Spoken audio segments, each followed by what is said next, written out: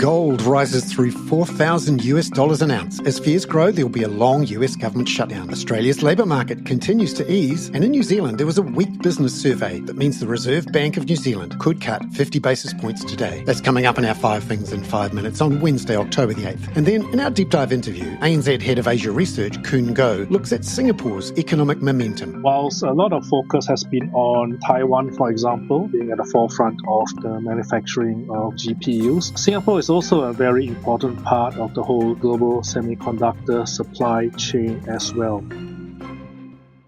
But first, in 5 and 5 with ANZ, US stocks fell overnight and bond yields fell too, as unease grows over the ongoing US government shutdown. And gold, a safe haven asset, also rose. As of 4 a.m, it's up 0.8% at $4,009 an ounce. ANZ Head of G3 Economics, Brian Martin, says there's little immediate prospect the shutdown will be resolved. The longer it drags out, the less there is a provision of fiscal or federal services in the United States. That's going to weigh on economic sentiment. So I don't see it as being a positive for growth if it continues. In fact, if anything, it plays into our expectation that the FOMC will be cutting interest rates by 25 basis points when they meet again at the end of October. As of 4 a.m. Sydney Melbourne time, the S&P 500 was down 0.4% and the Nasdaq down 0.7%. The US 10-year Treasury yield fell 4.6 basis points to 4.118%. West Texas oil futures fell 0.2% to $61.57 US a barrel. The US dollar index rose 0.3%. The Aussie dollar fell 0.4% to 65.91 US cents. And the Kiwi fell 0.6% to 58.07 US cents on higher expectations the Reserve Bank will cut 50 basis points. Number 2, ANZ Roy Morgan's survey of Australian consumer confidence found a fall of 1.2 points last week. ANZ economist Sophia Angala says that came after the Reserve Bank of Australia left rates on hold and warned about inflation. When you look at weekly inflation expectations on a 4-week moving average basis, they are now sitting at the highest levels since around late January. And that might have been influenced by the RBA's post-meeting commentary, which came in a little more hawkish than we were expecting. Their post-meeting statement noted that the decline in underlying inflation has slowed and that recent data suggests Q3 inflation will come in higher than what the RBA is expecting. Number 3, signs of easing in Australia's labour market, as the ANZ Indeed Australia Job Ads survey for September experienced its largest monthly fall since February last year. ANZ economist Aaron Luke says the 3.3% drop is from elevated levels though.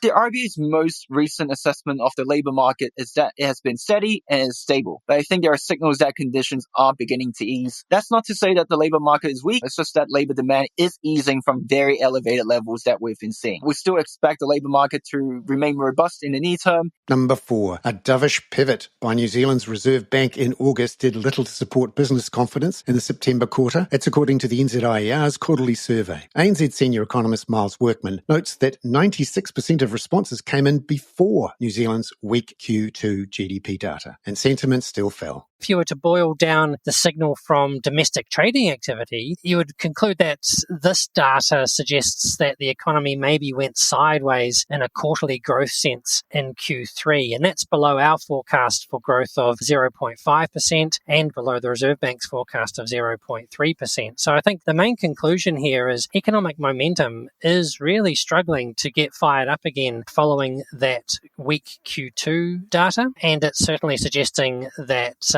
capacity pressures will be a bit wider for a bit longer than the Reserve Bank have been forecasting. Number 5, the weak business survey followed weak June quarter GDP and was the last data before the Reserve Bank of New Zealand's rate decision later today. ANZ New Zealand Chief Economist Sharon Zollner is expecting a 25 basis point cut with guidance for further easing, but says a 50 basis point cut wouldn't be a surprise. The quarterly survey of business opinion, which suggested a risk that Q3 might not be great shakes either. So the question there is what's strategically best to do, because the economics could justify either. There's more than one way to skin a cat. You can argue that if you think you need to get there, just do it quickly, or you can argue essentially, well, it's an uncertain time. We've already cut a long way. We're probably a lot nearer to the end of the cycle than the start. Do we really want to accelerate into the turn?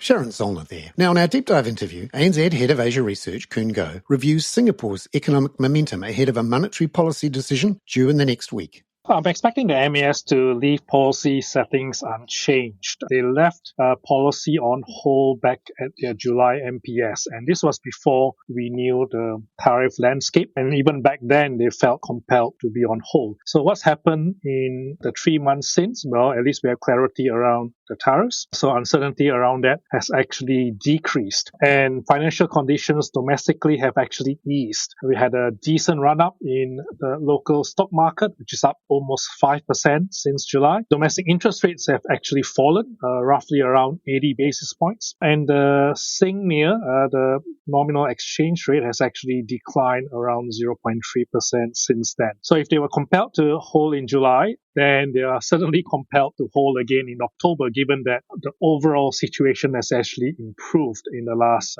3 months. Because inflation seems pretty comfortable in the 1% to 2% range and growth is not racing ahead, it's below trend. Why is the MAS feeling so relaxed or comfortable about not pushing through more stimulus?